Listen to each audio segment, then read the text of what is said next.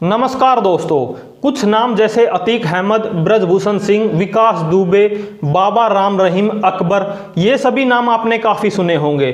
तो इस वीडियो में हम डिस्कस करेंगे कि जो ऐसे लोग होते हैं, जो गलत लोग होते हैं, वो क्यों सोसाइटी को रूल करते हैं या फिर क्यों वो लीडर बन जाते हैं और इस आम पब्लिक पर राज करते हैं। और आपने ये चीज़ें अपनी सराउंडिंग में भी काफ़ी देखी होंगी, आपने ग्राउंड लेवल पे चीज़ें महसूस करी होंगी कि बहुत सारे लोग जो गलत होते हैं, गलत काम करते हैं, वही लोग लीडर बन के या फिर इस सोसाइटी को रूल करते हैं। तो क्या आपने कभी कारण जानने की कोशिश करी है कि इसके पीछे क्या रीजंस रहे हैं? तो चलिए हम इस वीडियो में वही सब कारण जानेंगे। तो बिना किसी देरी के वीडियो को शुरू करते हैं।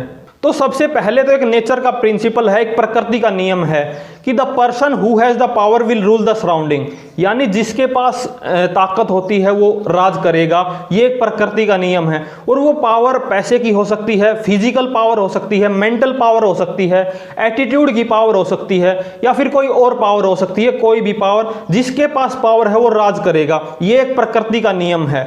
अब इसी हम फॉर्मूले को या इसी प्रिंसिपल को हम अपने टॉपिक ऑफ डिस्कशन पर अप्लाई करते हैं कि जो नाम मैंने अभी आपको बताए, अतीक अहमद या फिर ब्रजभूषण सिंह या फिर विकास दुबे या फिर बाबा राम रहीम, ये सभी लोग जो हैं वो काफ़ी टाइम तक राजा की तरह जिए हैं या फिर इन्होंने काफ़ी टाइम तक सत्ता भोगी है।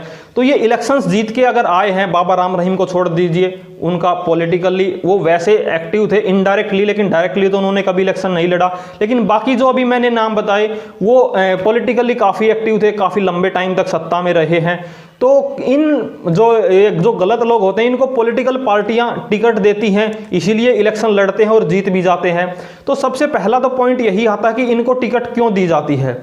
अब इनको टिकट इसलिए दी जाती है क्योंकि इनकी दावेदारी पॉलिटिकल पार्टीज को लगता है कि काफ़ी मजबूत है और ये इलेक्शंस जीत सकते हैं, भले ही इनका तरीका इलेक्शन जीतने का कुछ भी हो।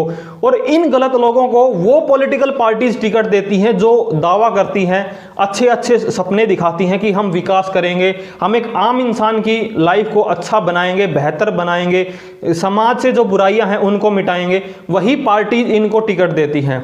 अभी मैंने पॉलिटिकल पार्टी जिसको पिन पॉइंट किया है कि वो पॉलिटिकल पार्टी जो विकास का दावा करती है, तो क्या आप गैस कर सकते हैं किस पॉलिटिकल पार्टी की तरफ मैंने इशारा किया है? तो यहाँ पे मैं आपको क्लियर कर देना चाहता हूँ, मैं किसी भी एक पार्टी को टारगेट नहीं कर रहा हूँ। मेरा मानना है, मेरी समझ है कि जितनी भी पॉलिटिकल पार्टीज हैं उनका जो प्राइम मोटिव है, जो सुप्रीम मोटिव है, वो है सत्ता में बने रहना, इलेक्शंस जीतना और जितना हो सके उतने लंबे समय तक सत्ता भोगना। ये हर पॉलिटिकल पार्टी का मोटिव है। और इस इलेक्शंस जीतने के लिए, सत्ता में बने रहने के लिए और सत्ता को लंबे से लंबे समय तक भोगने के लिए उनको कोई भी अगर फॉर्मूला या फिर कोई भी मेथड अपनाना पड़ेगा वो उसी को अपनाएंगे, भले ही वो समाज के लिए, भले ही वो देश के लिए गलत ही क्यों ना हो। तो इसमें सभी पॉलिटिकल पार्टीज इन्वॉल्व हैं जो एक्टिवली इलेक्शंस में पार्टिसिपेट करती हैं। अभी हमने एक रीजन तो देखा कि पॉलिटिकल पार्टीज इनको टिकट देती हैं। अब दूसरा और काफ़ी अहम रीजन है, वो है आम इंसान का स्वार्थ। आपने देखा होगा जो भी गलत लोग होते हैं या फिर इलेक्शंस जो गलत लोग लड़ते हैं, उनका प्रचार कौन करता है? आम इंसान। उनके जिंदाबाद के नारे कौन लगाता है? आम इंसान। उनको वोट कौन करता है? आम इंसान। तो ये आम इंसान ही है जो उन गलत लोगों को सपोर्ट करता है। अब एक आम इंसान क्यों गलत इंसान को सपोर्ट करता है? इसमें टोटली उस आम इंसान का या फिर उस आम जनता का खुद का इंडिविजुअल स्वार्थ, यानी कि उनका जो सेल्फिशनेस है वो निहित होती है।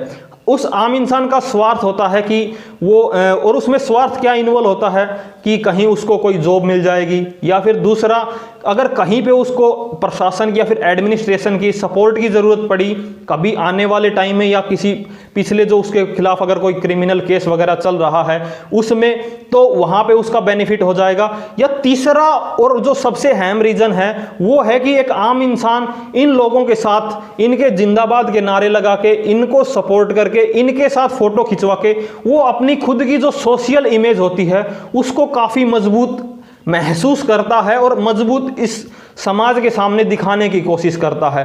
वो शो करता है कि मैं मतलब काफ़ी पावरफुल इंसान हूँ, मेरा ऐसे ऐसे बड़े बड़े लोगों के साथ कनेक्शंस है।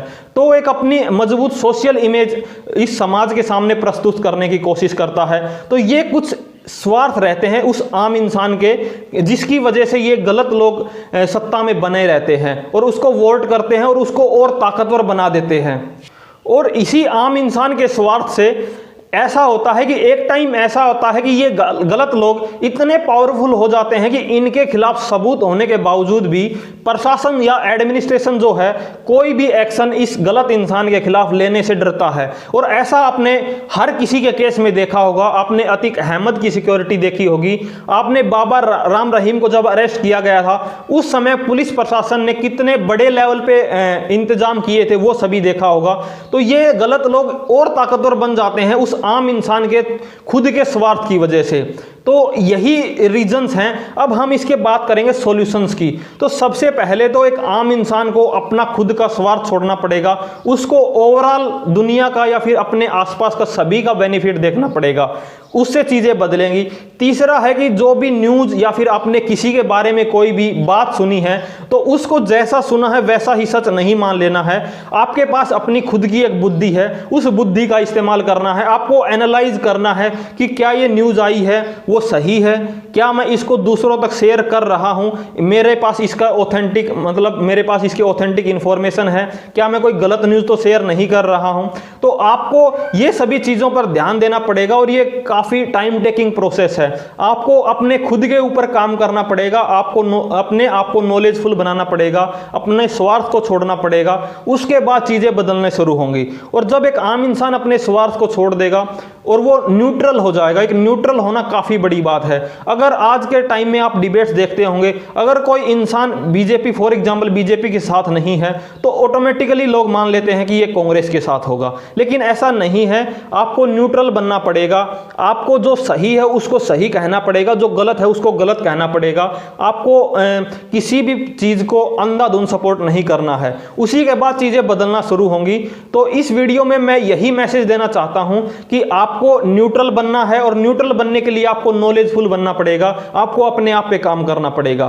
तो आपको मेरा थॉट प्रोसेस कैसा लगा आप मुझे कमेंट में बता सकते हैं, या फिर चैनल को सब्सक्राइब करके अगर आपको कंटेंट अच्छा लगा हो तो आप अपनी सपोर्ट शो कर सकते हैं। बाकी वीडियो को एंड तक देखने के लिए आप सभी का धन्यवाद। Thank you so much.